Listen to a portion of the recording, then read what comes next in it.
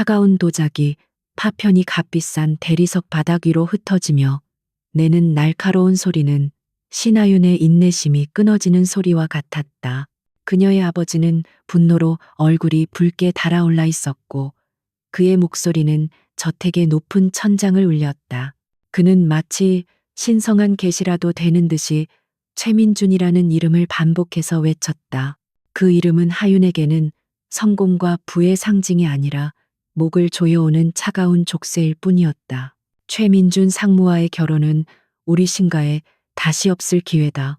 내 개인적인 감정 따위로 이 모든 걸 망칠 셈이냐? 신 회장의 고함 소리가 하윤의 귀를 때렸다. 어머니는 옆에서 조용히 눈물을 훔치며 제발 아버지를 화나게 하지 말라며 애원하는 눈빛으로 그녀를 바라볼 뿐이었다. 그들의 세상에서 딸의 행복은 가문의 영광이라는 재단에 바쳐질 재물에 불과했다. 하윤은 굳게 입을 다문 채 그들을 노려보았다. 그녀의 차분한 태도는 오히려 그들의 분노에 기름을 붓는 격이었다. 그녀는 재능 있는 인테리어 디자이너였고 자신의 힘으로 경력을 쌓아왔다. 하지만 가족에게 그녀는 그저 전략적인 거래를 위한 아름다운 말에 지나지 않았다. 더 이상 이 숨막히는 연극을 견딜 수 없었다. 저는 상품이 아니에요. 제 인생은 아버지의 사업 확장 도구가 아니라고요. 그녀의 목소리는 낮았지만 강철 같은 의지가 담겨 있었다. 그녀는 더 이상 논쟁할 가치도 없다는 듯 돌아섰다. 그녀는 테이블 위에 놓여있던 차키를 집어들고 현관으로 향했다. 뒤에서 어머니의 흐느끼는 소리와 아버지가 무언가를 집어던지는 소리가 들려왔지만 그녀는 멈추지 않았다. 빗줄기가 세차게 도시를 때리고 있었다. 하윤의 스포츠카 엔진이 낮은 소리를 내며 깨어났고 그녀는 망설임 없이 저택의 무거운 철문을 뒤로하고 어둠 속으로 차를 몰았다. 서울의 화려한 불빛은 빗물에 젖은 앞 유리창 너머로 번져 보였고 마치 그녀의 혼란스러운 마음을 대변하는 듯했다. 와이퍼가 규칙적으로 움직이며 시야를 확보해 주었지만 그녀의 미래는 한 치 앞도 보이지 않았다. 최민준, 그 남자는 오만함과 특권의식으로 가득 차 있었다. 그는 여자를 전리품처럼 여겼고 하윤의 재능을 인정하기보다는 그녀의 외모와 집안 배경만을 탐했다. 그런 남자와 평생을 묶여 살아야 한다는 생각만으로도 숨이 막혔다. 부모님은 왜 그걸 보지 못하는 걸까? 아니, 어쩌면 보고도 모른 척 하는 것일지도 몰랐다. 그들에게 중요한 것은 오직 결과뿐이었으니까. 분노와 좌절감에 사로잡혀 얼마나 운전했을까.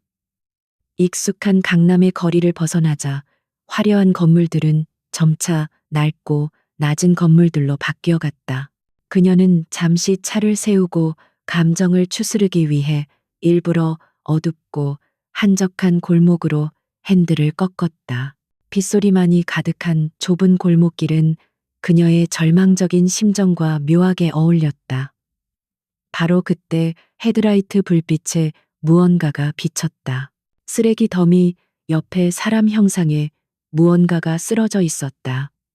처음에는 그저 버려진 마네킹이거나 술 취한 노숙자일 거라고 생각했다.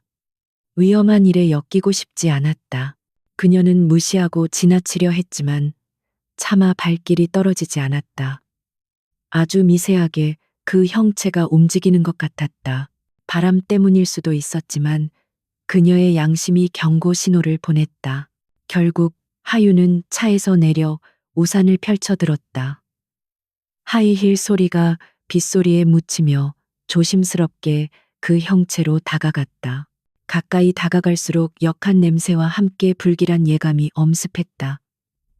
그는 남자였다. 낡고 해진 옷은 빗물과 진흙으로 흠뻑 젖어 있었고 군데군데 짙은 핏자국이 번져 있었다. 얼굴은 흙먼지로 뒤덮여 제대로 알아볼 수 없었고 이마에서는 피가 흘러내리고 있었다. 그는 완전히 의식을 잃은 상태였다. 하윤은 잠시 망설였다. 경찰에 신고해야 할까? 하지만 그랬다가는 일이 복잡해질 것이다. 신원 확인, 목격자 진술, 그리고 어쩌면 언론의 이름이 오르내릴 수도 있었다. 최민준과의 약혼을 앞둔 신가의 딸이 늦은 밤 뒷골목에서 신원불명의 남자를 발견했다는 기사는 상상만 해도 끔찍했다. 그녀는 남자를 그대로 두고 돌아설 수도 있었다. 그것이 가장 합리적이고 안전한 선택이었다. 하지만 차갑게 식어가는 그의 몸을 보자 그녀의 마음속에서 무언가가 움직였다. 오늘 밤 그녀는 가족들에게서 하나의 물건, 하나의 도구로 취급받았다. 눈앞에 이 남자 역시 세상으로부터 버려진 존재처럼 보였다. 그 순간 그와 자신 사이에 기묘한 동질감을 느꼈다. 이것은 반항심이었을지도 모른다. 가족들이 자신에게 강요하는 질서정연하고 위선적인 세계에 대한 반항, 혹은 그저 한 인간으로서의 최소한의 연민이었을지도 모른다. 이유가 무엇이든 하유는 결심했다. 그녀는 그를 모른 척할 수 없었다. 그녀는 다시 차로 돌아가 뒷좌석 문을 열고 값비싼 가죽 시트가 더러워지는 것을 감수하기로 했다. 한 명의 성인 남자를 차에 태우는 것은 생각보다 훨씬 힘든 일이었다. 그는 축 늘어져 있었고 온몸은 불덩이처럼 뜨거웠다.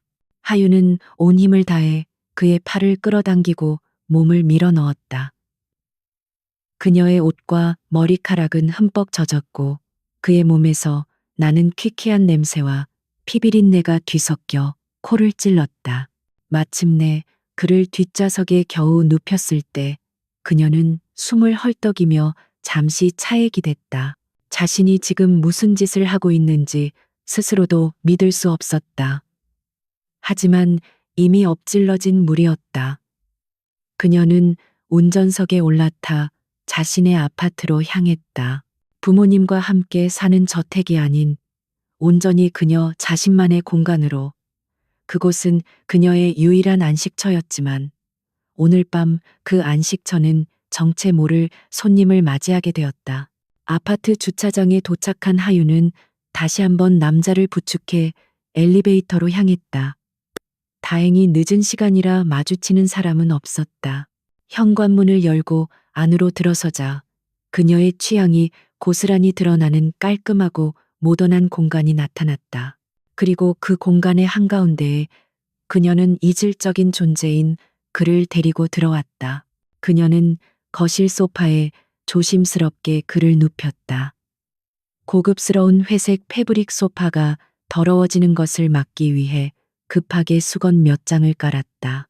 그리고는 구급 상자를 가져와 그의 상처를 살폈다.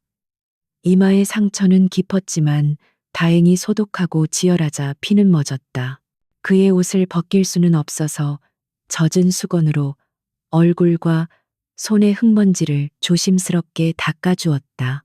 먼지가 닦여나가자 희미하게 남아 그의 윤곽이 드러났다. 생각보다 젊어 보였다. 날렵한 턱선과 높은 콧대, 짙은 눈썹, 지저분한 모습에 가려져 있었지만 그는 분명 잘생긴 남자였다. 하지만 그런 건 중요하지 않았다. 지금 그는 그저 도움이 필요한 이름 모를 낯선 사람이었다. 하유는 한숨을 쉬며 소파 옆에 주저앉았다. 창밖에서는 여전히 비가 내리고 있었다. 몇 시간 전까지만 해도 그녀는 자신의 인생이 정해진 궤도를 따라 흘러가는 것에 절망하고 있었다. 그런데 이제 그녀의 거실에는 피투성이가 된 정체불명의 남자가 누워 있었다. 이 예측 불가능한 상황이 아이러니하게도 그녀에게 살아있다는 기묘한 감각을 안겨주었다. 그녀는 자신이 엄청난 실수를 저질렀을지도 모른다고 생각했지만 후회는 없었다. 다음 날 아침, 하유는 소파에서 뒤척이는 소리에 잠에서 깼다. 밤새 거의 잠을 이루지 못한 채 그녀는 거실 한쪽에 있는 안락의자에 앉아 낯선 남자를 지켜보았다. 그는 간간히 신음소리를 내거나 미간을 찌푸렸지만 깊은 잠에서 깨어나지는 않았다. 햇살이 커튼 틈으로 스며들어와 그의 얼굴 위로 금빛 가루를 뿌렸다. 남자가 천천히 눈을 떴다. 그의 눈은 짙고 깊었으며 순간적으로 모든 것을 꿰뚫어 보는 듯한 날카로운 빛을 띠었다. 그 시선은 주변을 빠르게 훑으며 상황을 분석하는 듯 보였다. 하지만 하윤과 눈이 마주치자 그 날카로움은 순식간에 사라지고 텅 빈 혼란스러움만이 남았다. 그는 마치 방금 태어난 아이처럼 불안하게 주위를 두리번거렸다. 하윤은 조심스럽게 다가가며 물었다. 괜찮으세요? 몸은 좀 어떠세요? 그녀의 목소리에 그는 움찔하며 몸을 일으키려 했다. 하지만 온몸의 통증에 얼굴을 찌푸리며 다시 소파에 주저앉았다. 그는 자신의 상처와 낯선 환경을 번갈아 보며 경계심을 늦추지 않았다. 그의 눈에는 아무런 기억도 담겨 있지 않은 듯 했다. 여긴 어디죠? 저는 누구입니까?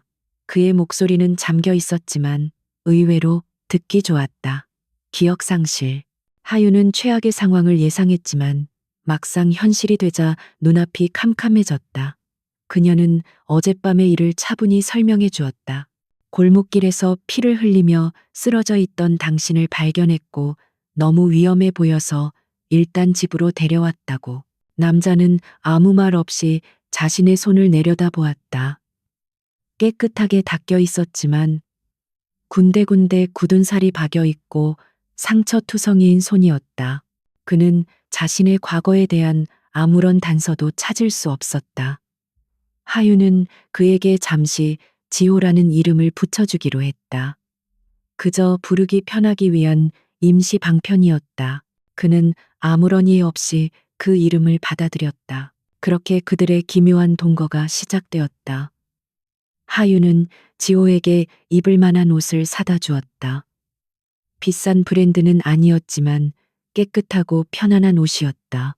그는 말없이 옷을 받아들고는 욕실에서 오랫동안 나오지 않았다. 다시 나왔을 때 그는 완전히 다른 사람이 되어 있었다. 덥수룩한 머리카락 사이로 드러난 이목구비는 더욱 뚜렷해졌고 낡은 옷에 가려져 있던 다부진 체격이 드러났다.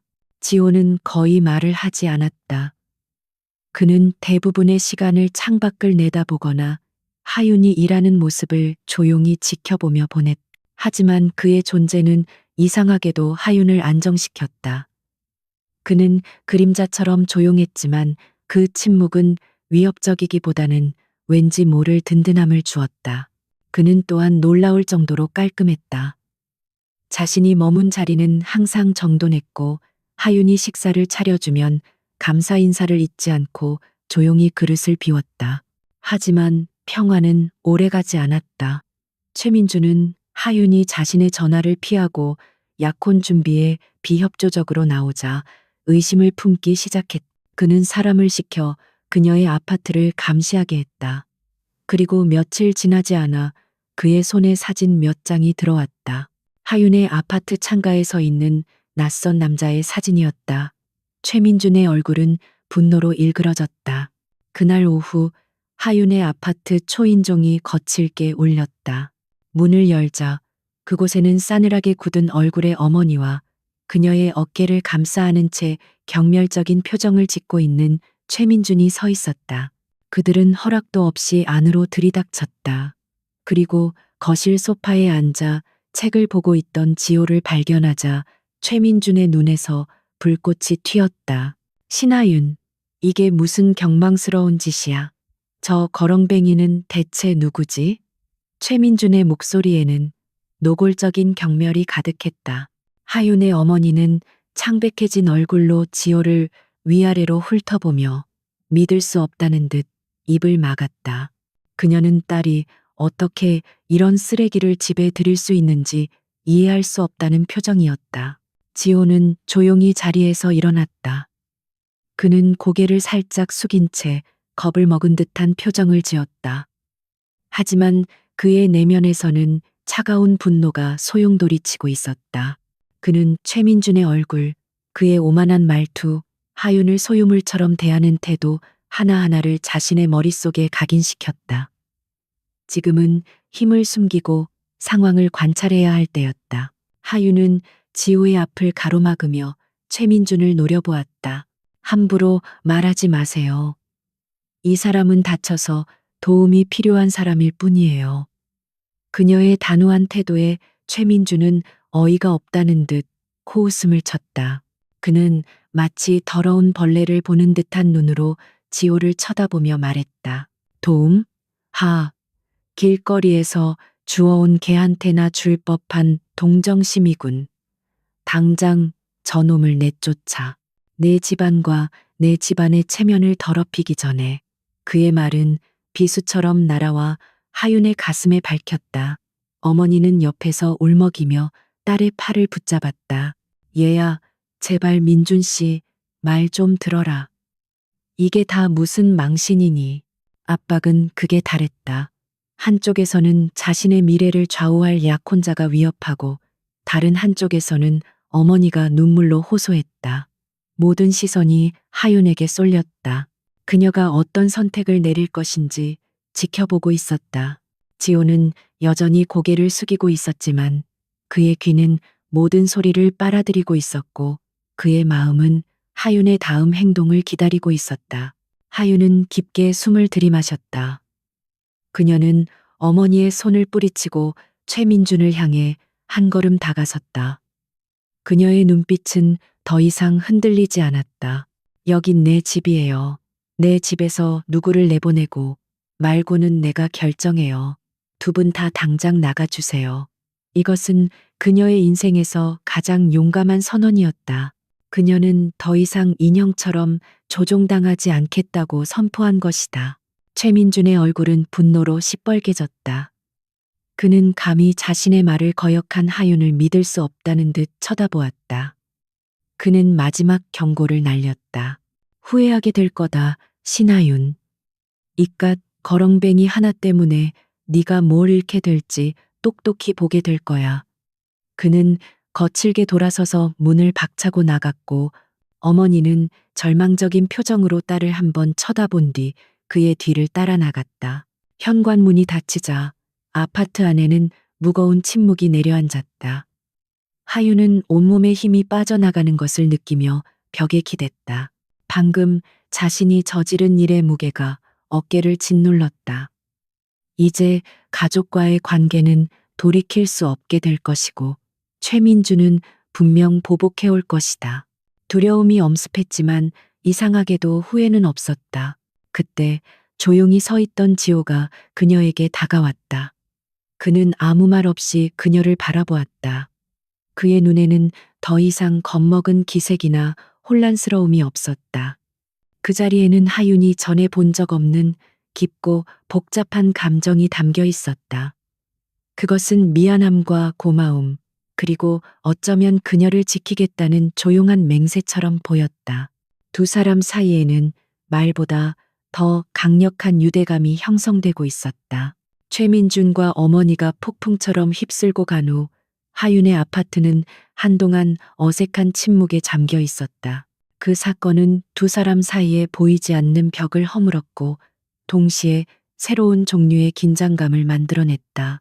하윤은 가족과의 단절을 각오해야 했고 지호는 자신의 존재가 그녀에게 얼마나 큰 위험이 되는지를 깨달았다. 그는 자신의 정체를 숨긴 채 그녀의 곁에 머무는 것이 이기적인 행동이 아닐까 고뇌했다. 그럼에도 불구하고 일상은 계속되었다. 하윤은 최민준의 방해 공작을 예상하며 디자인 프로젝트에 더욱 몰두했다. 그녀는 거실 한쪽을 작업 공간으로 사용하며 밤낮 없이 도면과 씨름했다. 지호는 그런 그녀를 방해하지 않으려 조용히 움직였다. 그는 집안을 청소하고 간단한 식사를 준비했으며 하윤이 잠들면 소파에서 담요를 덮어주었다. 그의 세심한 배려는 하윤에게 큰 위안이 되었다. 그러던 어느 날 하윤은 경제 뉴스를 틀어놓은 채 스케치에 집중하고 있었다. 앵커가 한 기술주의 급락에 대해 떠들고 있었다. 전문가들은 비관적인 전망을 내놓으며 투자자들에게 매도를 권유했다. 그때 주방에서 컵을 닦고 있던 지호가 무심코 한마디 던졌다. 표면적인 분석이군. 자회사의 특허 잠재력을 간과하고 있어. 저건 매도 신호가 아니라 매수 신호인데. 그의 말에 하윤은 하던 일을 멈추고 고개를 들었다. 그녀는 의아한 표정으로 지호를 바라보았다. 방금 뭐라고 했어요? 지호는 자신이 무슨 말을 했는지 깨닫고 당황한 기색을 보였다. 그는 어깨를 으쓱하며 말했다. 모르겠습니다. 그냥 그렇게 느껴졌습니다. 왜 그런 말을 했는지 저도 잘. 그는 서둘러 말을 마치고 다시 컵을 닦는데 집중했다. 하유는 그의 말을 무시하려 했지만 그 전문적인 용어와 확신에 찬 어조가 뇌리에서 떠나지 않았다. 그녀는 호기심의 노트북으로 그 주식에 대한 정보를 검색하기 시작했다. 그리고 지호가 언급했던 자회사에 대한 기사를 찾아 읽었을 때 그녀는 놀라지 않을 수 없었다. 실제로 그 회사는 곧 발표될 혁신적인 신기술 특허를 보유하고 있었다. 일반인들은 알 수 없는 내부 정보에 가까운 이야기였다. 그날 이후 하유는 지호를 다른 눈으로 보기 시작했다. 그는 정말 기억을 잃은 걸까? 아니면 과거의 편린들이 무의식적으로 튀어나오는 것일까? 그녀의 머릿속은 온갖 추측으로 가득 찼다. 그는 단순한 노숙자가 아니었다. 그의 몸에 밴 습관들은 평범한 사람의 것이 아니었다. 그는 언제나 허리를 꼿꼿하게 폈고 식사할 때의 자세는 흠잡을 데 없이 우아했다. 며칠 뒤 또 다른 사건이 발생했다. 하윤의 프로젝트 마감이 임박했을 때 그녀의 작업에 필수적인 고가의 3D 플로터가 갑자기 작동을 멈췄다. 서비스 센터에 연락했지만 부품을 구하려면 며칠이 걸린다는 절망적인 답변만 돌아왔다. 최민준이 배후에서 손을 썼을지도 모른다는 의심이 들었다. 하유는 망연자실하여 플로터 앞에 주저앉았다. 그때 지호가 그녀에게 다가왔다. 그는 복잡한 기계를 한참 동안 들여다보더니 작은 드라이버 세트를 가져다 달라고 부탁했다. 하유는 반신반의하며 공구함을 가져다 주었다. 지호는 마치 숙련된 기술자처럼 망설임 없이 기계의 덮개를 열고 내부를 살피기 시작했다. 그의 손놀림은 놀랍도록 정교하고 익숙해 보였다. 그는 복잡하게 얽힌 전선과 회로 기판 사이에서 무언가를 찾고 있었다. 잠시 후 그는 아주 작은 컵헤시터 하나를 가리키며 말했다. 이 부분이 과부하로 손상된 것 같습니다. 임시 방편이지만 다른 부품으로 우회 회로를 만들면 작동시킬 수는 있을 겁니다. 그는 어디선가 비슷한 부품을 찾아내더니 믿을 수 없는 집중력으로 납땜을 시작했다. 1시간쯤 지났을까 지호가 이마에 땀을 닦으며 일어섰다. 이제 될 겁니다. 하유는 떨리는 손으로 플로터의 전원을 켰다. 그러자 기계는 언제 고장 났냐는 듯이 부드러운 소리를 내며 작동하기 시작했다. 하유는 자신의 눈을 믿을 수 없었다. 전문 수리 기사도 포기한 문제를 그가 단 1시간 만에 해결한 것이다. 대체 어떻게 한 거예요? 당신 혹시 엔지니어였어요? 그녀의 목소리에는 경외심마저 묻어났다. 지호는 이번에도 어리둥절한 표정을 지었다. 손이 저절로 움직였습니다.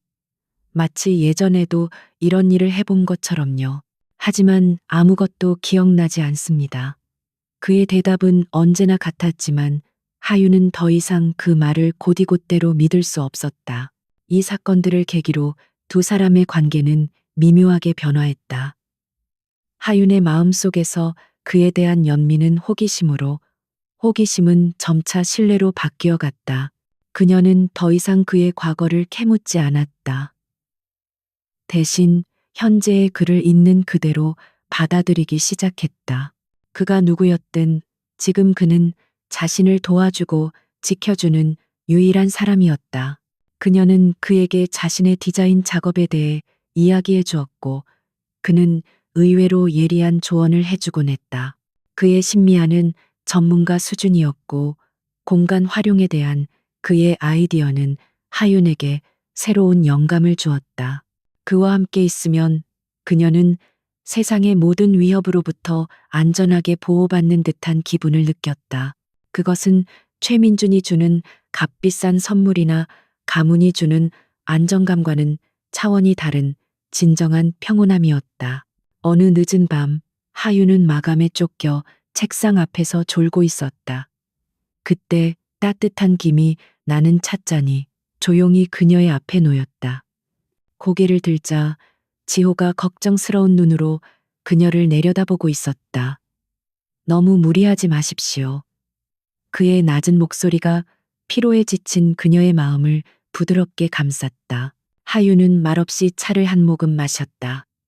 따뜻한 온기가 온몸으로 퍼져나갔다. 그녀는 문득 깨달았다. 자신이 이 정체 모를 남자를 얼마나 의지하게 되었는지를. 그의 비밀스러운 과거에 대한 의심은 이제 중요하지 않았다. 오히려 그 미스터리가 그를 더욱 특별한 사람으로 만들고 있었다. 그녀의 마음속에서 위험한 감정이 싹트고 있음을 그녀는 더 이상 부정할 수 없었다. 하윤의 선전포고는 최민준의 자존심에 지울 수 없는 상처를 남겼다. 그는 자신이 거절당했다는 사실보다 감히 길거리에서 주워온 쓰레기 때문에 무시당했다는 사실에 치를 떨었다. 그의 세상에서 신하윤은 이미 자신의 소유물이었고 자신의 장난감을 빼앗긴 아이처럼 그는 비뚤어진 분노에 휩싸였다. 그는 그녀를 힘으로 굴복시키고 그녀가 얼마나 어리석은 선택을 했는지 뼈저리게 후회하게 만들기로 결심했다. 그의 첫 번째 목표는 하윤이 가장 중요하게 여기는 것이었다. 바로 그녀의 자부심이자 경력 그 자체인 대형 호텔의 VVIP 라운지 리뉴얼 프로젝트. 이 프로젝트는 그녀가 독립 디자이너로서의 입지를 굳힐 수 있는 절호의 기회였다. 최민주는 자신의 인맥과 자금력을 동원해 이 프로젝트를 체계적으로 파괴하기 시작했다. 그는 마치 거대한 거미가 거미줄을 치듯 보이지 않는 곳에서부터 하윤의 숨통을 조여왔다. 처음에는 사소한 문제들이 발생했다. 하윤이 주문한 이탈리아산 최고급 대리석이 운송 중에 사고로 파손되어 납품이 기약 없이 미뤄졌다. 어렵게 구한 희귀한 목재는 갑자기 통관 절차에 문제가 생겨 항구에 묶여버렸다. 하윤은 밤낮으로 뛰어다니며 대체 자재를 구하려 애썼지만 약속이라도 한 듯 모든 공급업체들이 그녀와의 거래를 꺼렸다. 최민준의 압력이 업계 전체에 미치고 있었던 것이다. 설상가상으로 그녀와 함께 일하던 시공팀의 팀장이 갑자기 개인적인 사정을 핑계로 프로젝트에서 손을 뗐다. 새로운 팀을 구하는 것은 하늘의 별 따기였다. 공사 기간은 하루하루 줄어들고 위약금에 대한 압박이 그녀를 짓눌렀다. 동료들은 안타까운 눈으로 그녀를 바라보았지만 거대 기업의 후계자인 최민준에게 맞서 섣불리 그녀를 도우려 나서는 사람은 아무도 없었다. 하윤은 절망적인 상황 속에서도 포기하지 않았다. 그녀는 밤을 새워가며 설계도를 수정하고 한정된 자재 안에서 최상의 결과물을 만들어내기 위해 고군분투했다. 하지만 그녀의 노력은 마치 밑 빠진 독에 물 붓기 같았다. 최민주는 한 발 더 나아가 그녀의 회사 내부 직원을 매수해 프로젝트의 핵심 디자인 컨셉을 빼돌리려 했다. 그는 하윤의 아이디어를 훔쳐 마치 자신이 처음부터 구상한 것처럼 발표하여 그녀를 완전히 매장시킬 계획이었다. 이 모든 상황을 지호는 그림자처럼 조용히 지켜보고 있었다. 그는 하윤이 매일 밤 지쳐서 돌아오는 모습을, 수화기를 붙들고 눈물로 호소하는 모습을, 그리고 홀로 책상에 앉아 절망하는 모습을 모두 보고 있었다. 그의 마음속에서는 차가운 분노가 들끓었다. 최민준의 방식은 비열하고 유치했지만 자본의 힘을 앞세운 그의 공격은 하윤 같은 개인에게는 너무나도 치명적이었다. 강지훈은 더 이상 방관할 수 없다고 판단했다. 기억은 여전히 돌아오지 않았지만 그의 몸과 두뇌는 위기 상황에 대처하는 법을 기억하고 있었다. 그는 전략을 세워야 했다. 하지만 무기도 신분도 없는 그가 할 수 있는 일은 많지 않았다. 그에게는 외부와의 연결고리가 필요했다. 자신의 손발이 되어줄, 자신이 완전히 신뢰할 수 있는 사람. 어느 날 오후 하윤이 현장 사무실에 간 사이 그는 그녀의 아파트를 나섰다. 허름한 옷차림은 그의 신분을 감추는데 완벽한 위장이었다. 그는 동네의 낡은 상가를 뒤져 폐업한 휴대폰 가게에서 버려진 구형 스마트폰 하나를 찾아냈다. 배터리는 방전되었지만 약간의 수리를 거치면 사용할 수 있을 것 같았다. 그는 공공도서관의 컴퓨터를 이용해 스마트폰의 회로도를 검색하고 필요한 부품 몇 개를 고물상에서 구했다. 그의 머릿속 어딘가에 잠재되어 있던 지식이 되살아나고 있었다. 그날 밤 그는 하윤이 잠든 것을 확인한 후 욕실 불빛에 의지해 스마트폰을 분해하고 수리하기 시작했다. 몇 시간의 사투 끝에 낡은 스마트폰의 화면에 희미한 불빛이 들어왔다. 그는 공용 와이파이를 이용해 인터넷에 접속했다. 그리고 기억의 파편 속에 남아있는 단 하나의 이메일 주소를 입력했다. 그것은 마치 본능처럼 그의 손가락 끝에서 입력되었다. 수신인은 김 비서였다. 메일의 내용은 극도로 간결했다. 생존, 추적 위험, 비상 프로토콜, 알파, 가동. 아우라 그룹의 비공식 자금을 이용해 유령 투자사 설립, 세부 지시는 추후 전달. 그는 자신의 신원을 증명할 수 있는 암호 몇 개를 덧붙였다. 그리고 메일을 보낸 뒤 모든 기록을 삭제하고 스마트폰을 다시 분해해 흔적을 없앴다. 몇 시간 후 스위스의 한 비밀 계좌에서 거액의 자금이 빠져나와 조세 피난처에 설립된 페이퍼 컴퍼니로 흘러들어갔다. 그리고 에이온 캐피탈이라는 이름의 신생 투자사가 서울에 조용히 사무실을 열었다. 이 모든 과정은 단 몇 시간 만에 그 어떤 금융감독 기관도 추적할 수 없는 방식으로 이루어졌다. 강지훈의 충직한 신복, 김 비서가 움직이기 시작한 것이다. 다음 날부터 기적 같은 일들이 벌어졌다. 하윤이 애타게 찾던 희귀 목재가 갑자기 통관 문제를 해결하고 현장에 도착했다. 에이온 캐피탈이라는 낯선 회사가 그 목재를 수입한 업체의 지분을 대량 매입하여 최대 주주가 된 직후였다. 이탈리아산 대리석을 독점 공급하던 업체는 갑작스러운 세무조사와 오너의 비리 혐의가 터지면서 주가가 폭락했고 경쟁업체가 그 틈을 타 하윤에게 훨씬 좋은 조건으로 자재를 공급했다. 프로젝트에서 손을 뗐던 시공팀장은 갑자기 하윤을 찾아와 무릎을 꿇고 사죄했다. 그의 아들이 운영하던 작은 회사가 에이온 캐피탈로부터 거액의 투자를 받게 되었기 때문이었다. 그는 최민준의 협박 때문에 어쩔 수 없었다며 이제 목숨을 걸고 프로젝트를 성공시키겠다고 맹세했다. 하윤은 어리둥절했지만 발등에 불을 끌 수 있게 되자 안도하며 그들을 다시 받아들였다. 최민준은 상황이 이상하게 돌아가는 것을 감지했다. 자신의 계획이 하나씩 어그러지고 있었다. 그는 마치 보이지 않는 거대한 손이 자신의 움직임을 방해하고 있다고 느꼈다. 하지만 그는 이 모든 것을 우연의 일치로 치부하고 하윤의 디자인 컨셉을 훔치는 마지막 계획을 실행에 옮겼다. 하지만 그가 매수한 직원이 건넨 USB에는 디자인 파일 대신 최민준의 불법적인 자금 흐름과 비리 행위에 대한 증거 자료가 담겨 있었다.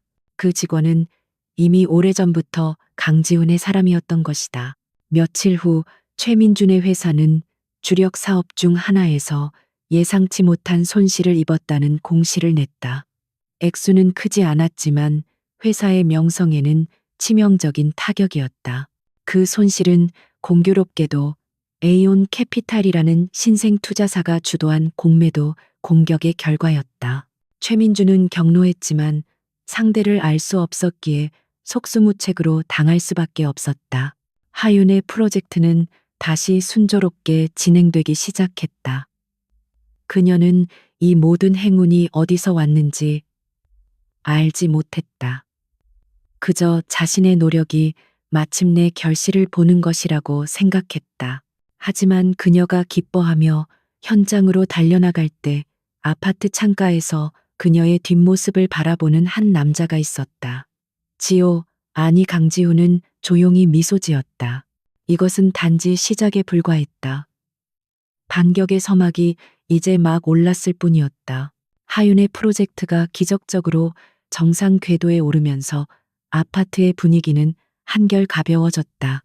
그녀는 오랜만에 활기를 되찾았고 그녀의 웃음소리는 집안을 따뜻하게 채웠다.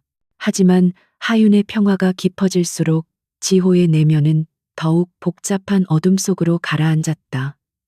그는 자신이 누구인지 왜 이런 상황에 처하게 되었는지 알아내야만 했다. 잃어버린 기억의 조각들을 맞추는 것은 단순히 과거를 되찾는 문제가 아니었다. 그것은 생존과 복수, 그리고 이제는 하윤의 안전까지 걸린 절박한 과제였다. 그는 종종 눈을 감고 기억의 심연을 들여다보려 했었다. 대부분의 시간 동안 그의 머릿속은 짙은 안개처럼 흐릿했지만 가끔씩 번개처럼 날카로운 영상들이 스쳐 지나갔다. 터널의 주황색 불빛, 미친 듯이 울려대는 경적 소리, 그리고 정면으로 돌진해오는 거대한 트럭의 헤드라이트. 유리 파편이 별처럼 쏟아지는 감각과 온몸을 꿰뚫는 듯한 끔찍한 고통. 그것은 단순한 사고가 아니었다. 본능이 그에게 속삭이고 있었다. 그것은 명백한 사리를 품은 공격이었다. 가장 그를 괴롭히는 것은 충돌 직전 백미러를 통해 스쳐 지나간 한 남자의 얼굴이었다. 차갑고 비정한 눈빛, 그 눈빛은 모든 것을 알고 있다는 듯 그의 죽음을 확인하러 온 사신처럼 느껴졌다. 그 얼굴은 누구였을까? 그는 다시 공공도서관을 찾아 익명의 존재가 되어 김 비서에게 새로운 이메일을 보냈다. 이번에는 좀 더 구체적인 지시가 담겨 있었다. 사고 당일 나의 동선과 아우라 그룹 이사회 임원들의 행적을 시간대별로 대조할 것. 특히 박태만 전무를 주시하라. 박태만, 그 이름은 기억나지 않았지만 그의 손가락은 마치 오래된 습관처럼 키보드 위에서 그 이름을 정확하게 타이핑했다. 또한 그는 김 비서에게 박태만 전무와 최민준의 가족이 운영하는 TK그룹 사이의 모든 공식적, 비공식적 연결고리를 조사하라고 명령했다. 며칠 후 암호화된 파일 하나가 그의 임시 이메일 계정으로 도착했다. 파일 안에는 김 비서가 목숨을 걸고 수집한 정보들이 담겨 있었다. 보고서를 읽어내려가는 강지훈의 눈빛은 얼음장처럼 차가워졌다. 그의 예감은 틀리지 않았다. 모든 퍼즐 조각들이 하나의 끔찍한 그림을 완성하고 있었다. 보고서에 따르면 박태만 전무는 강지훈이 사고를 당한 바로 그 시간에 공식적으로는 자선 행사에 참석 중이었다. 하지만 김 비서가 확보한 주차장 CCTV 영상에는 그가 행사장을 몰래 빠져나와 대포폰으로 누군가와 다급하게 통화하는 모습이 찍혀 있었다. 그리고 강지훈의 차를 들이받은 트럭 운전사는 사고 다음 날 약물 과다 복용으로 변사체로 발견되었다. 경찰은 단순한 뺑소니범의 자살로 사건을 종결했지만 그의 계좌에는 사고 직전 거액의 현금이 입금된 흔적이 남아 있었다. 더욱 충격적인 것은 박태만과 TK그룹의 관계였다. 표면적으로 두 회사는 경쟁 관계였지만 물밑에서는 박태만이 주도하는 여러 프로젝트를 통해 비밀스러운 자금 거래가 이루어지고 있었다. 박태만은 회사의 자금을 횡령해 유령 회사를 거쳐 TK그룹에 넘겼고 TK그룹은 그 대가로 박태만의 그룹 내 입지를 다지는 데 필요한 정치적, 재정적 지원을 제공했다. 그들의 유착 관계는 강지훈이 생각했던 것보다 훨씬 깊고 견고했다. 모든 것이 명확해졌다. 박태만은 강지훈을 제거하고 아우라 그룹의 경영권을 찬탈하려 했다. 그리고 TK그룹은 박태만을 앞세워 아우라 그룹을 간접적으로 지배하거나 결정적인 순간에 적대적 인수를 시도할 계획이었을 것이다. 최민준이 하윤에게 집착했던 이유도 단순히 개인적인 오만함 때문만이 아니었다. 하윤의 가문을 포섭하여 자신의 사회적 입지를 다지고 장기적으로는 그녀의 회사를 발판 삼아 더 큰 그림을 그리려 했던 것이다. 새로운 정보는 강지훈의 뇌를 자극했고 잊혔던 또 다른 기억의 문을 열었다. 사고 몇 주 전 그는 이사회에서 박태만과 크게 충돌했다. 박태만은 TK그룹과 연계된 해외 자원 개발 프로젝트를 강력하게 추진했다. 하지만 강지훈은 그 프로젝트가 환경 파괴와 노동 착취의 위험을 안고 있으며 계약 조건 또한 회사에 불리하다는 점을 간파하고 단호하게 거부했다. 그때 박태만의 얼굴에 스쳤던 섬뜩한 미소를 그는 기억해냈다. 그것은 자신의 야망에 방해가 되는 자는 누구든 제거하겠다는 차가운 경고였다. 이제와 생각해보니 그 프로젝트는 단순히 사업적인 문제가 아니었다. 그것은 박태만과 TK그룹의 거대한 비자금 창구였고 강지훈은 자신도 모르는 사이에 괴물의 영린을 건드렸던 것이다. 차가운 깨달음이 그의 등골을 서늘하게 했다. 이 거대한 음모의 소용돌이 속에서 자신은 지금 가장 약한 존재였다. 그리고 그 약점의 한가운데에 신하윤이 있었다. 지금까지는 적들이 그의 생존 사실을 모르고 있었기에 그녀가 안전했다. 하지만 만약 그들이 살아남은 강지훈이 신하윤과 함께 있다는 것을 알게 된다면 그들은 주저없이 그녀를 공격할 것이다. 그녀는 인질이 되거나 혹은 더 끔찍한 일을 당할 수도 있었다. 복수를 향한 그의 계획은 이제 새로운 국면을 맞이했다. 단순히 빼앗긴 자리를 되찾는 것만이 목표가 아니었다. 이제 그는 자신을 유일하게 믿어주고 아무런 대가 없이 온정을 베풀어준 한 여자를 지켜야만 했다. 그녀를 위험에 빠뜨리지 않으면서 동시에 자신을 노리는 거대한 적들과 싸워 이겨야 했다. 그것은 살얼음판 위를 걷는 것보다 더 위험하고 아슬아슬한 싸움이 될 것이었다. 그날 저녁 강지훈은 창밖으로 귀가하는 하윤의 모습을 물끄러미 내려다보았다. 그녀는 자신의 프로젝트가 순조롭게 진행되는 것에 기뻐하며 가벼운 발걸음으로 걸어오고 있었다. 그녀의 해맑은 미소를 보자 그의 가슴 한쪽이 묵직하게 아려왔다. 저 미소를 지키기 위해서라면 그는 기꺼이 다시 한번 지옥으로 걸어 들어갈 수 있었다. 그는 더 이상 기억을 잃은 무력한 남자 지호가 아니었다. 그는 아우라 그룹의 회장 강지훈이었다. 그리고 그의 전쟁은 이제 막 시작되고 있었다. 최민주는 패배감에 휩싸여 이성을 잃어가고 있었다. 그의 정교한 계획은 물거품이 되었고 재정적인 손실보다 더 뼈아픈 것은 업계에 퍼진 조롱 섞인 시선이었다. 고작 여자 하나, 그것도 정체불명의 불황자를 끼고 돈은 여자 하나를 감당하지 못했다는 사실이 그의 자존심을 갈기갈기 찢어놓았다. 그의 분노는 더 이상 하윤의 프로젝트가 아닌 그녀를 변하게 만든 원흉 지호라는 남자에게로 향했. 그는 뒷세계의 흥신소를 고용해 지호의 신원을 파헤치기 시작했다. 하지만 결과는 놀라웠다. 대한민국 어디에도 그의 지문, 얼굴, 유전자 정보와 일치하는 기록은 존재하지 않았다.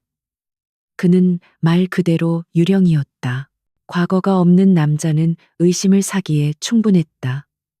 최민주는 지호가 단순한 거렁뱅이가 아니며 하윤이 자신을 거부하는 데에 그가 결정적인 역할을 하고 있다고 확신했다.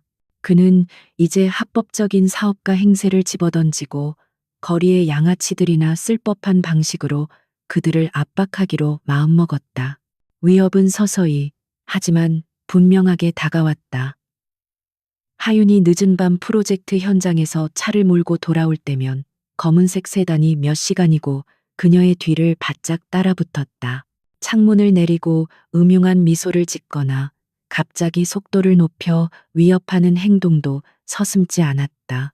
처음에는 단순한 난폭 운전자라고 생각했지만 같은 차량이 며칠이고 반복해서 나타나자 하윤은 그것이 의도된 위협임을 깨닫고 공포에 떨었다. 이런 상황을 예견한 강지호는 하윤의 안전을 위해 항상 그녀와 동행했다.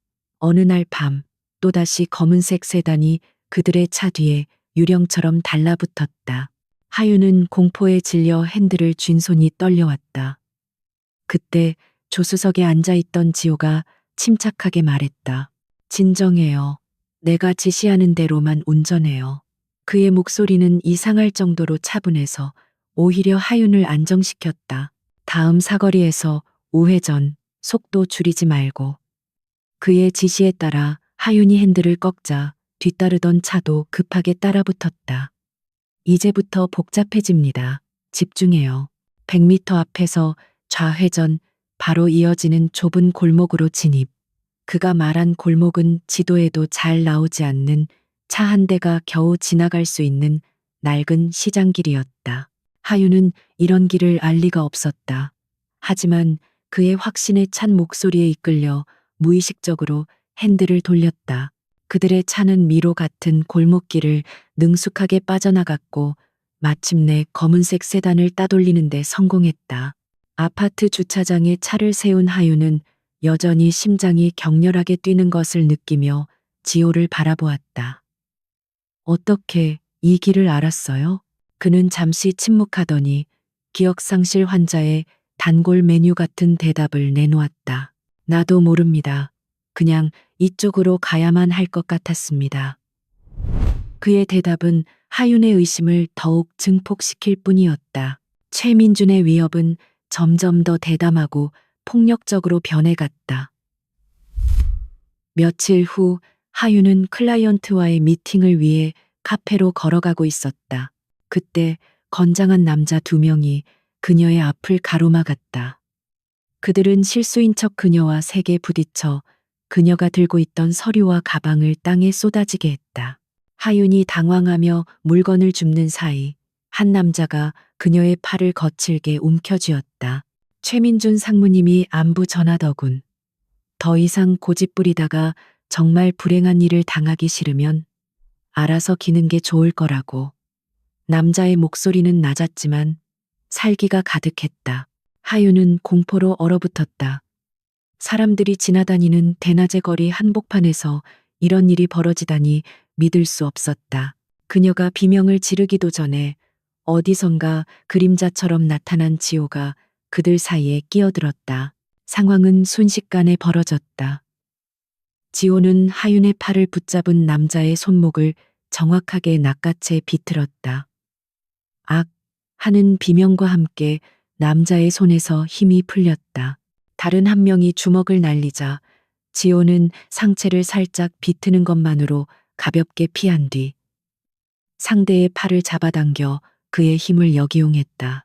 남자는 균형을 잃고 그대로 길가의 쓰레기통 더미 위로 처박혔다. 그의 움직임에는 군더더기가 없었다.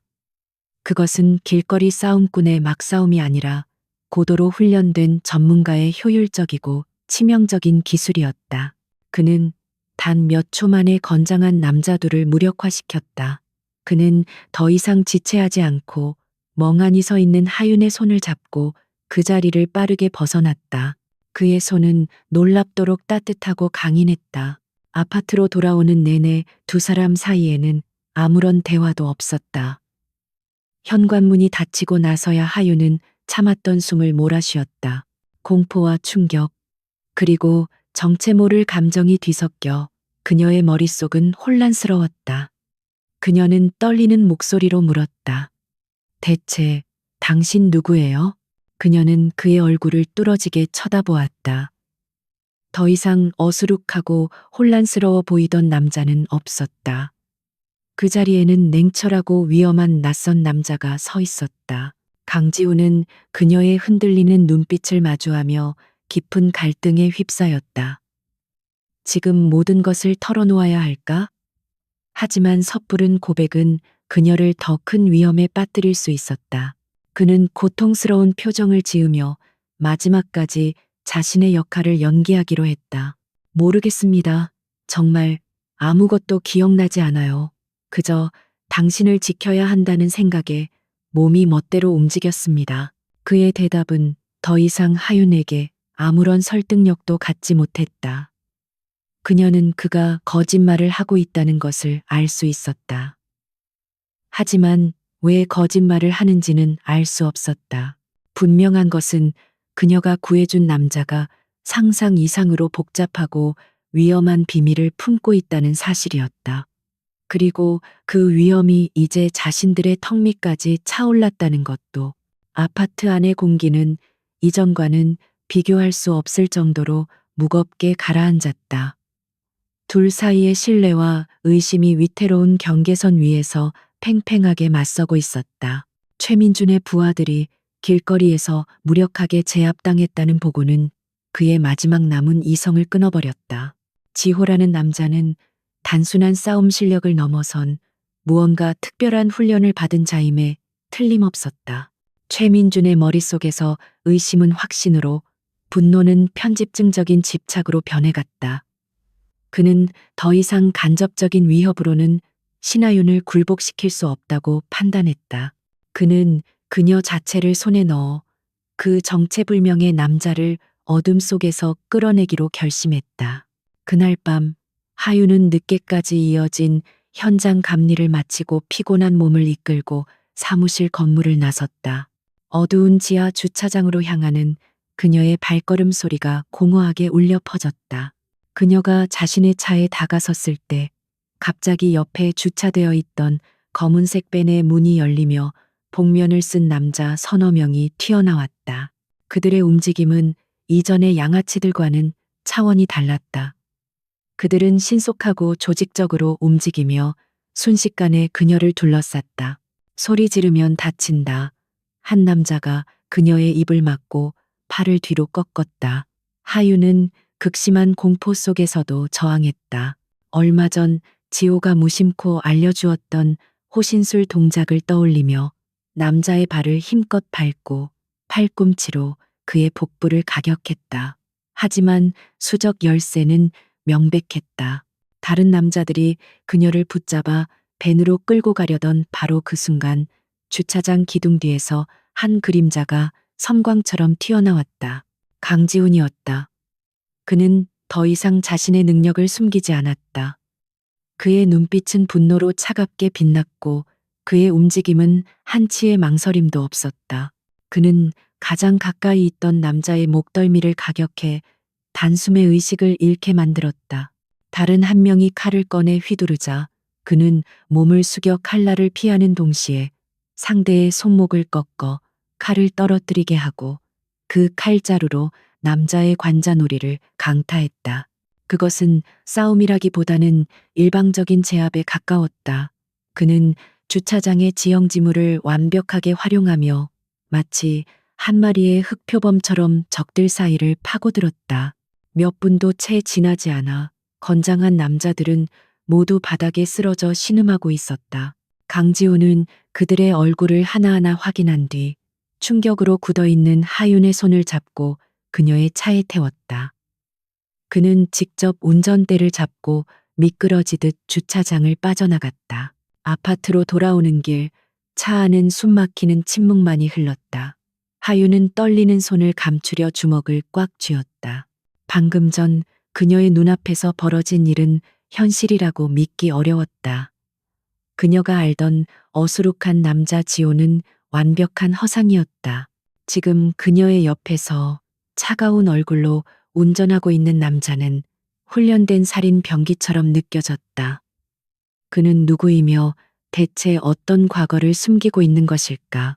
아파트에 도착하자마자 하유는 집안의 모든 불을 켰다. 그녀는 더 이상 어둠과 비밀을 견딜 수 없었다. 그녀는 거실 한가운데에 서서 문을 잠그고 돌아선 그를 마주 보았다. 더 이상의 거짓말은 용납 못해요.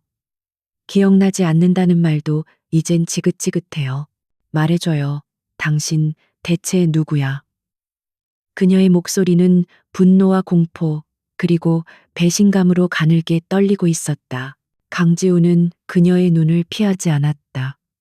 그는 길고 깊은 한숨을 내쉬었다. 이제 모든 것을 말해야 할 시간이 왔음을 직감했다. 그의 눈빛에는 체념과 미안함, 그리고 무거운 결의가 뒤섞여 있었다.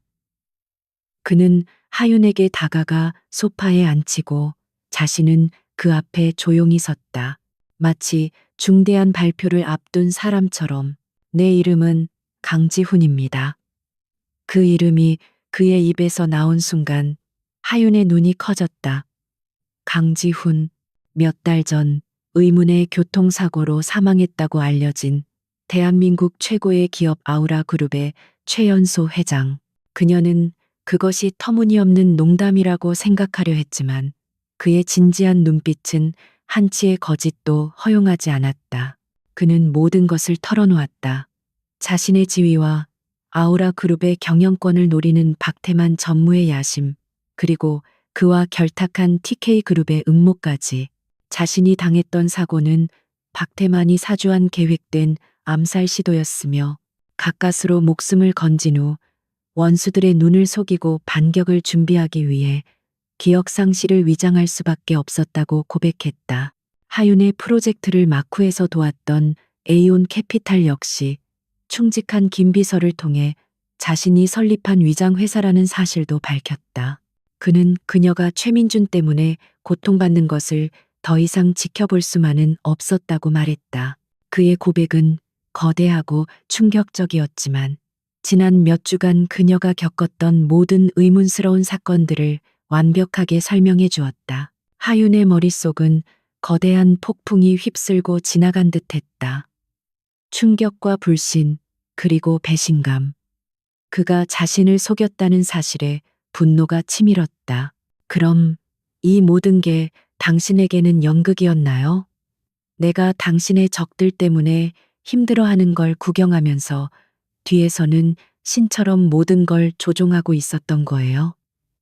그녀의 목소리는 날카로웠다. 하지만 분노의 감정 아래로 두려움과 이해심이 서서히 고개를 들었다. 그녀는 이제 자신이 얼마나 끔찍한 위험에 휘말렸는지 깨달았다. 이것은 단순한 치정 싸움이 아니었다. 재벌가의 경영권 다툼과 암살 음모가 뒤엉킨 목숨을 건 전쟁이었다. 동시에 그가 왜 그렇게 할 수밖에 없었는지도 이해할 수 있었다. 그는 상처 입고 쫓기는 몸으로 세상 누구도 믿을 수 없는 상태였다. 그런 그에게 아무것도 모르는 자신이 유일한 안식처이자 희망이었을 것이다. 강지호는 그녀의 모든 비난을 묵묵히 받아들였다. 그는 고개를 숙이며 말했다. 당신을 속인 것 미안합니다. 하지만 그때는 그럴 수밖에 없었습니다. 그리고 이제 당신은 모든 진실을 알게 됐습니다. 내 적들은 나를 찾기 위해 무슨 짓이든 할 겁니다. 나와 함께 있는 한 당신은 계속 위험에 처하게 될 겁니다. 그러니 내가 떠나길 원한다면 그렇게 하겠습니다. 당신을 더 이상 위험에 빠뜨릴 수는 없으니까요. 그는 자신의 운명을 그녀의 손에 맡겼다. 하윤은 한동안 아무 말도 하지 않았다. 그녀는 자리에서 일어나 창가로 걸어가 서울의 화려한 야경을 내려다보았다. 부모님이 원했던 안전하지만 답답한 새장 같은 삶. 그리고 지난 몇 주간 이 남자와 함께 겪었던 위험하지만 살아있음을 느끼게 했던 시간들. 그녀는 선택의 기로에 섰다. 도망칠 것인가, 아니면 맞서 싸울 것인가. 그녀는 천천히 몸을 돌려 불안과 희망이 뒤섞인 눈으로 자신을 바라보는 강지훈을 마주 보았다. 그녀의 눈빛은 더 이상 흔들리지 않았다. 그녀는 결심했다. 우리가 무엇부터 시작해야 하죠? 그녀의 입에서 나온 말은 단순한 질문이 아니었다. 그것은 그의 싸움에 동참하겠다는, 그의 유일한 동맹이 되겠다는 확고한 선언이었다. 신하윤의 대답은 강지훈의 세상에 다시 켜진 등불과 같았다. 그는 더 이상 혼자가 아니었다. 그의 옆에는 모든 진실을 알고도 기꺼이 손을 내밀어준 세상에서 가장 용감한 동지가 있었다. 그날 이후 하윤의 모던하고 깔끔했던 아파트는 아우라 그룹의 비밀 작전본부로 변모했다. 거실 테이블 위에는 복잡한 설계도 대신 아우라 그룹의 내부 구조와 주주 명부, 그리고 박태만과 관련된 인물 관계도가 펼쳐졌다. 두 사람은 완벽한 파트너였다. 강지훈은 김 비서와 24시간 암호화된 통신을 유지하며 반격을 위한 전략을 세웠다. 그의 머릿속에서는 수십, 수백 가지의 시나리오가 그려지고 지워졌다. 하윤은 그의 가장 뛰어난 조언자 역할을 했다. 그녀는 디자이너 특유의 날카로운 안목으로 그의 외적인 변신을 도왔다. 단순히 비싼 옷을 입히는 것이 아니었다. 대중에게 가장 충격적이고 극적인 인상을 남길 수 있도록 그의 머리 스타일부터 구두, 시계, 안경테 하나까지 세심하게 조율했다. 사람들은 당신을 죽은 사람으로 기억하고 있어요. 다시 나타났을 때 이전보다 더 강하고 압도적인 존재감을 보여줘야 해요. 동정심이 아니라 경외심을 느끼게 만들어야죠. 그녀의 조언은 강지훈의 전략에 활용점정을 찍었다. 그는 그녀를 통해 자신이 놓치고 있던 대중의 심리와 감성적인 부분을 채울 수 있었다. 그녀는 그의 차가운 전략에 따뜻한 인간미를 불어넣어 주었다. 반격의 무대는 예상보다 빨리 찾아왔다. 김 비서로부터 긴급 보고가 들어왔다. 박태만 전무가 경영 안정화 및 비상대책위원회 설립을 명분으로 임시 주주총회를 소집했다는 소식이었다. 그것은 누가 봐도 강지훈 회장의 공백을 틈타 자신의 세력을 규합하여 회장직을 찬탈하려는 명백한 쿠데타 시도였다. 그들에게는 위기였지만 강지훈에게는 다시 없을 기회였다. 적들이 스스로 판을 깔아준 셈이었다. 디데이까지 남은 시간은 단 사흘. 강지훈과 김 비서는 밤낮 없이 움직였다. 김 비서는 박태만의 횡령 증거가 담긴 내부 회계자료 원본과 그가 TK그룹과 주고받은 비밀이면 계약서를 확보했다. 또한 과거 박태만의 비리를 묵인하는 대가로 특혜를 받았던 임원들을 압박해 그의 편에 서지 않겠다는 약속을 받아냈다. 가장 결정적인 증거는 사고 트럭 운전사의 공범 중 한 명을 극적으로 찾아내 그의 영상 증언을 확보한 것이었다. 하윤의 역할 또한 중요했다. 그녀는 주주총회 당일 강지훈이 아우라 그룹 본사 건물에 아무런 의심 없이 잠입할 수 있도록 완벽한 위장 시나리오를 만들었다.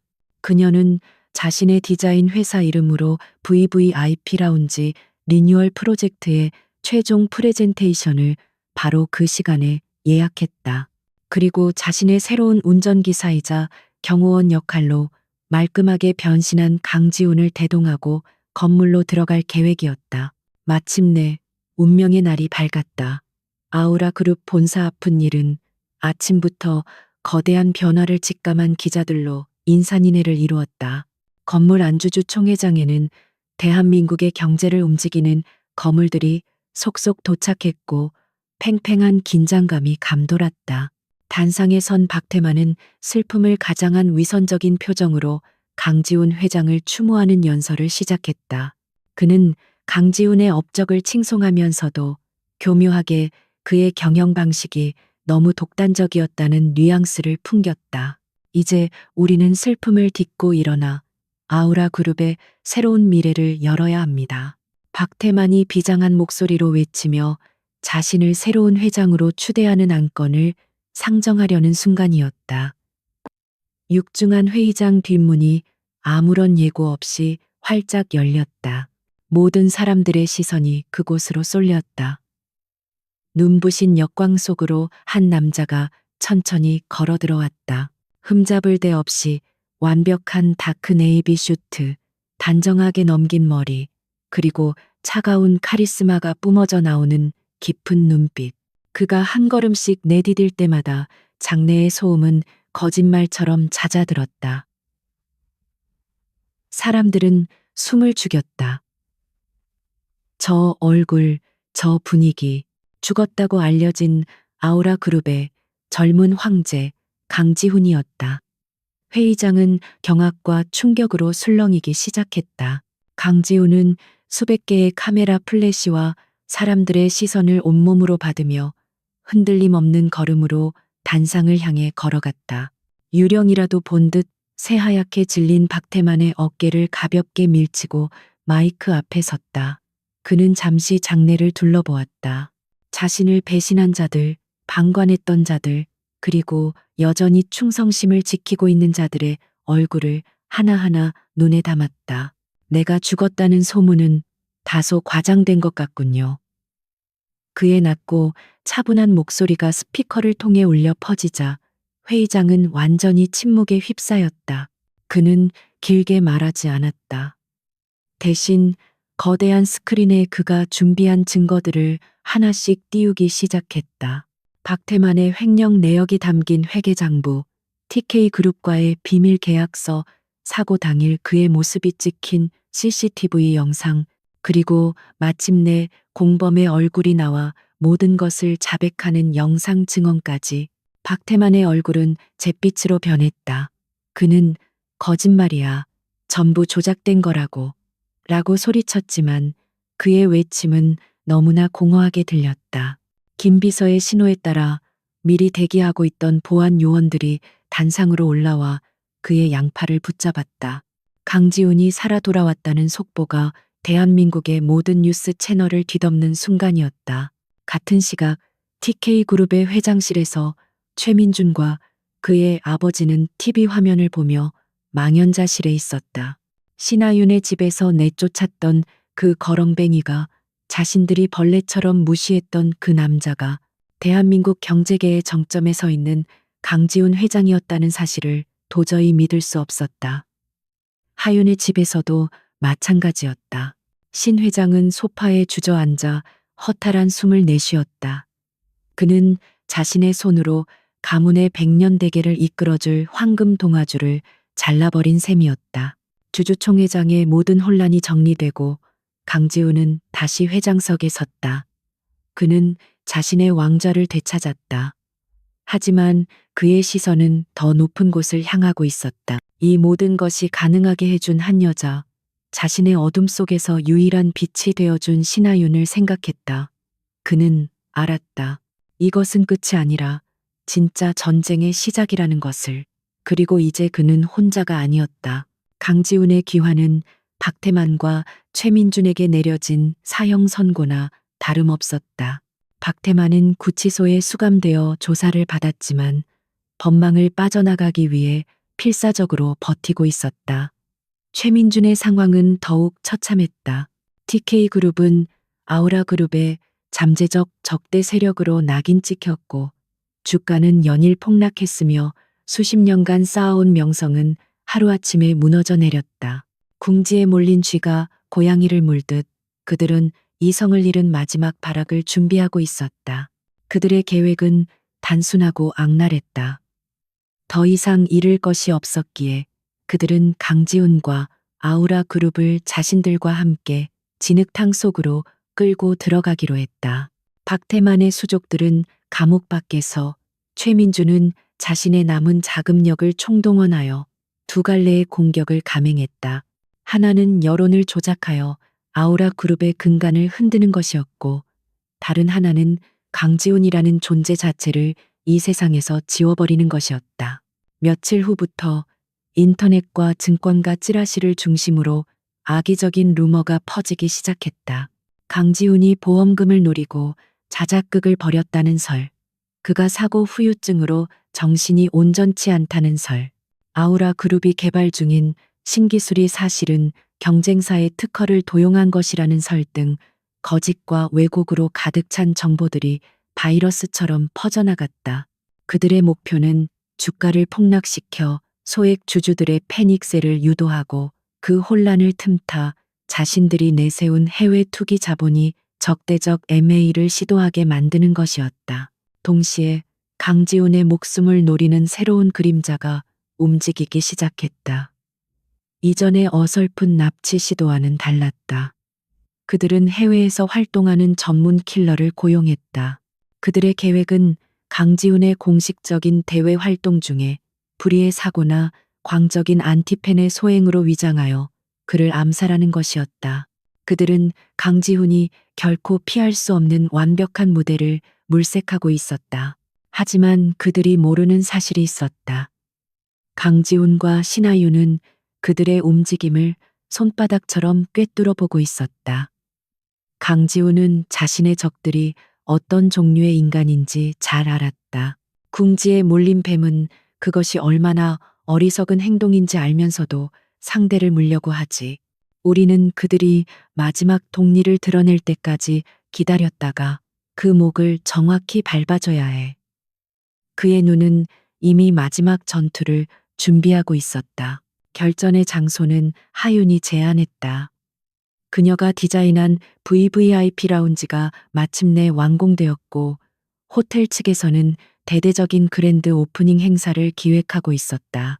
그녀는 행사의 주인공인 수석 디자이너 자격으로 강지훈을 명예 게스트로 초청하자고 역으로 제안했다. 문화계와 재계의 유명 인사들이 모두 모이는 화려한 파티.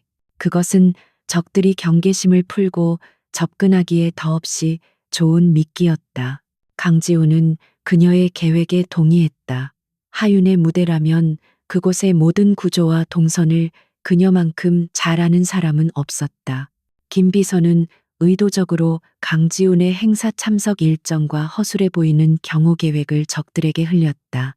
동시에 최민준이 킬러를 고용하기 위해 접촉한 브로커를 포섭하여 이중 첩자로 만들었다.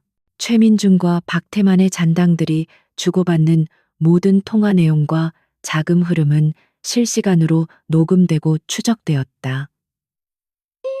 완벽한 덫이 설치된 것이다. 오프닝 파티 당일 아우라 그룹의 주가는 악성 루머에 여파로 불안하게 요동치고 있었다. 언론은 온갖 추측성 기사를 쏟아내며 혼란을 부추겼다. 바로 그런 분위기 속에서 파티는 예정대로 화려하게 막을 올렸다. 수많은 카메라 플래시 속에서 하윤은 우아한 드레스 차림으로 단상에 올라 자신의 디자인 컨셉을 설명했다. 그녀의 목소리는 떨림 없이 차분했고 그녀의 모습은 그 어느 때보다 자신감 넘쳐 보였다. 프레젠테이션을 마친 그녀는 미소를 지으며 말했다. 그리고 오늘 이 특별한 공간의 탄생을 축하해 주시기 위해 아주 귀한 분을 모셨습니다. 아우라 그룹의 강지훈 회장님을 큰 박수로 맞아주십시오. 모든 시선이 입구로 쏠렸다. 강지훈이 모습을 드러내자 장내는 뜨거운 박수와 함께 술렁임으로 가득 찼다. 그는 하윤의 옆에 서서 그녀에게 격려의 눈빛을 보냈다. 바로 그 순간이었다. 행사장 곳곳에 호텔 직원으로 위장해 있던 킬러들이 움직이기 시작했다. 그들이 품속에서 무기를 꺼내려던 찰나 갑자기 행사장 전체의 조명이 바뀌며 모든 출입구에 강렬한 스포트라이트가 비쳤다. 그리고 웨이터 복장을 하고 있던 김 비서의 경호팀이 유령처럼 나타나 눈 깜짝할 사이에 킬러들을 제압했다. 장내는 순식간에 아수라장이 되었다. 사람들이 비명을 지르며 혼란에 빠진 그때 강지훈이 마이크를 잡았다. 그의 목소리는 소란을 잠재울 만큼 강력하고 단호했다. 여러분, 놀라게 해드려 죄송합니다. 오늘 시장에 불미스러운 소음이 있었고 초대받지 않은 손님들도 찾아온 것 같군요. 이제 모든 것을 깨끗하게 정리할 시간입니다. 그의 말이 끝나기 무섭게 무대 뒤편에 거대한 스크린이 켜졌다. 스크린에는 최민준이 브로커에게 여론 조작을 지시하고 암살 자금을 건네는 목소리가 담긴 녹취 파일이 재생되었다. 박태만의 최측근이 구치소에서 보낸 비밀 지령과 킬러들의 범죄 계획을 논의하는 영상이 연이어 폭로되었다. 그것은 그들이 빠져나갈 구멍이 전혀 없는 완벽하고 결정적인 증거였다.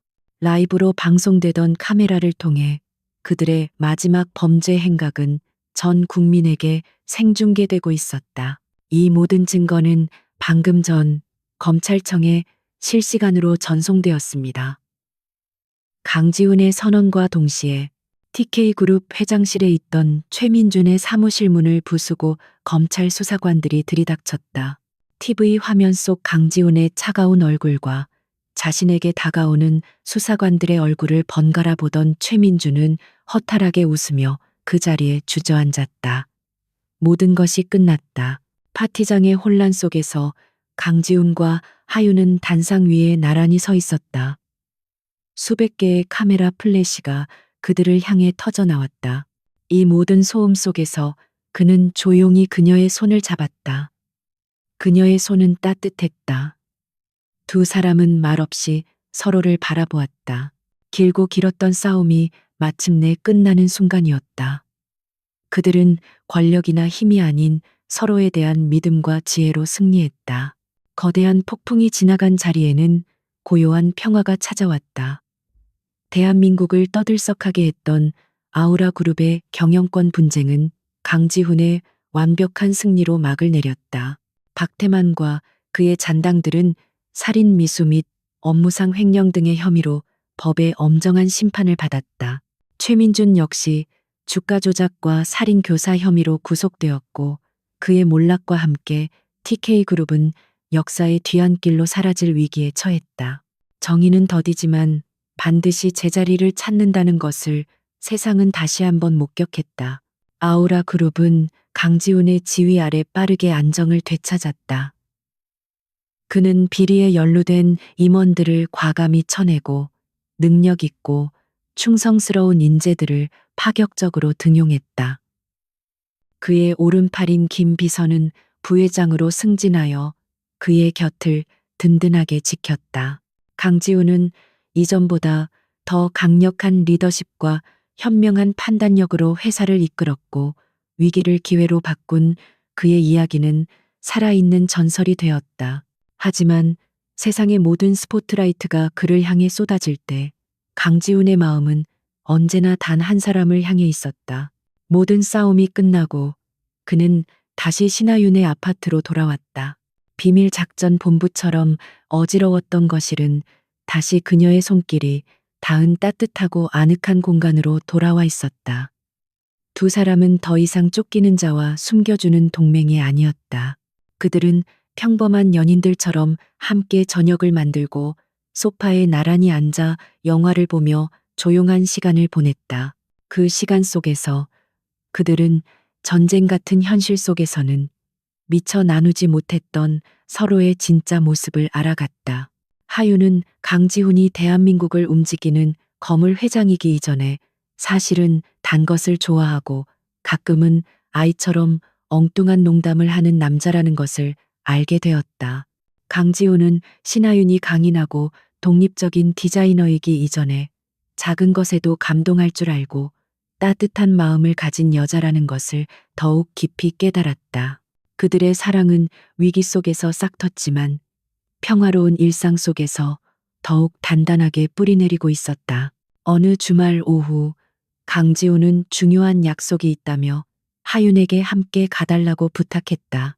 그가 그녀를 데리고 간 곳은 다름 아닌 그녀가 그토록 벗어나고 싶어 했던 그녀의 본가였다. 하윤의 부모님은 강지훈이 온다는 소식에 며칠 전부터 집안을 뒤집어 놓을 듯이 청소하고 최고급 음식들을 준비했다. 예전에 그를 거렁뱅이라 부르며 경멸했던 그들의 모습은 온데간데 없었다. 강지훈은 하윤의 손을 꼭 잡고 그들의 과장된 환대 앞에 섰다. 하윤의 아버지는 굽실거리며 아우라 그룹과의 사업 협력을 넌지시 운을 띄우려 했다. 바로 그 순간 강지훈이 그의 말을 정중하지만 단호하게 끊었다. 회장님, 제가 오늘 이곳에 온 것은 아우라 그룹의 회장 자격이 아닙니다. 저는 오늘 따님을 진심으로 사랑하는 한 남자로서 찾아뵈었습니다. 그는 과거 그들이 자신에게 했던 모욕적인 언사들을 언급하지 않았다. 대신 그는 하윤에 대한 이야기를 했다. 자신이 아무것도 가지지 못했을 때, 세상이 자신을 버렸다고 생각했을 때, 유일하게 손을 내밀어준 사람이 바로 하윤이었다고. 그녀의 가치는 재력이나 명예 같은 것으로는 결코 측정할 수 없는 것이라고. 그의 진심 어린 말에 하윤의 부모님은 부끄러움으로 고개를 숙였다. 그들은 처음으로 자신들의 속물 근성을 마주하고 딸의 진정한 가치를 깨닫게 되었다. 그 집을 나온 후 강지우는 하윤을 다른 곳으로 이끌었다. 그곳은 화려한 레스토랑이 아닌 그들이 처음 만났던 어둡고 낡은 골목 근처의 작은 공원이었다. 그는 하윤을 벤치에 앉히고 그녀의 앞에 조용히 한쪽 무릎을 꿇었다. 그의 손에는 작지만 영롱하게 빛나는 다이아몬드 반지가 들려 있었다. 신하윤 씨, 내 인생은 언제나 전략과 계산, 그리고 불신으로 가득 차 있었습니다. 나는 정상에 서 있었지만 사실은 누구보다 외로운 사람이었죠. 그러다 모든 것을 잃고 가장 밑바닥으로 떨어졌을 때 나는 당신을 만났습니다. 당신은 나에게 조건 없는 친절과 신뢰가 무엇인지 가르쳐 주었습니다. 당신은 나의 어둠 속 유일한 빛이었습니다. 그의 목소리는 떨리고 있었지만 그의 눈빛은 세상 그 무엇보다 진실했다. 이제는 내가 당신의 빛이 되고 싶습니다. 평생 당신 곁에서 당신을 지키고 당신과 함께 웃고 당신과 함께 늙어가고 싶습니다. 나와 결혼해 주시겠습니까? 하윤의 눈에서 뜨거운 눈물이 흘러내렸다. 그녀는 말없이 고개를 끄덕였고 강지우는 그녀의 손가락에 반지를 끼워 주었다. 그것은 세상에서 가장 완벽한 약속이었다. 몇 달 후 두 사람은 소박하지만 아름다운 결혼식을 올렸다. 그리고 그들은 자신들의 이름을 딴 자선재단을 설립했다. 재단의 첫 번째 사업은 그들이 처음 만났던 낡은 동네를 위한 주거 환경 개선 프로젝트였다. 하윤은 직접 디자인을 총괄했고 강지우는 그녀의 곁에서 묵묵히 그녀를 지원했다. 그들은 자신들이 받은 행운을 더 어려운 이웃들과 나누는 삶을 선택했다. 그들의 사랑은 이제 두 사람을 넘어 세상을 향해 따뜻하게 퍼져나가고 있었다.